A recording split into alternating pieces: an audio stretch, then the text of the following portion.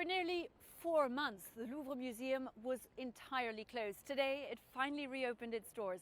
Not quite to business as usual, since on an ordinary day, the Louvre will receive some 30 to 40,000 tourists, 75% of them from abroad.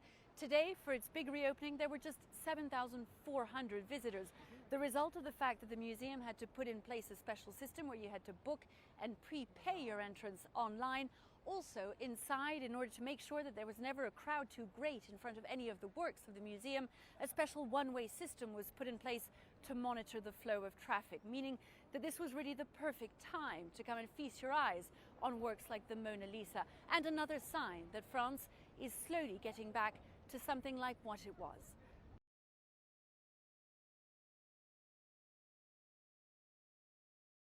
As Spain works to prevent a coronavirus comeback, some scientists there are pouring cold water on the so-called herd immunity theory. They conducted what appeared to be the largest study on the subject in Europe, and their conclusion about achieving herd immunity with COVID-19 is, don't count on it. Al Goodman is in Madrid with more, so let's start on that study. What can you tell us about it?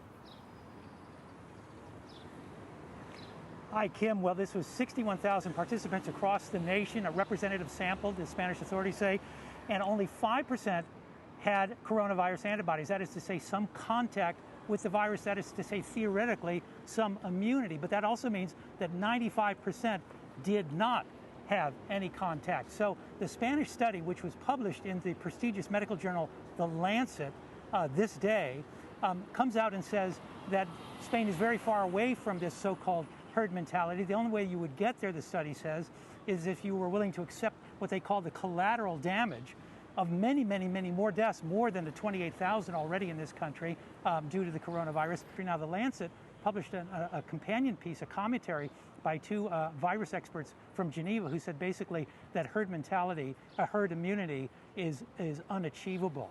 Let's go back quickly to these outbreaks around the country. Having come out of this nationwide 3-month lockdown, they're trying now to upgrade the contact tracing so that they can surgically go in and cut off some areas. But that area in Catalonia, in northeastern Spain that you talked about, 200,000 people in this county are ringed by police officers blocking the roads in and out now.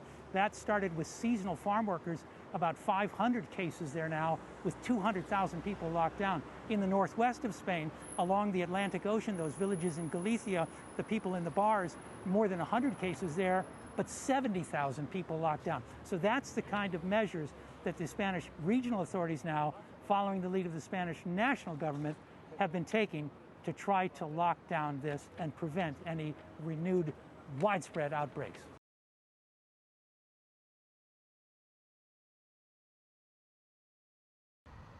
Emptiness and fear on the streets of Rome, one of Europe's most beautiful cities. While the EU is opening up for travel after most states have contained the coronavirus pandemic, American tourists won't be back anytime soon. Restaurant owner Mauro Pizzuti says that's another significant dent in his already meager earnings.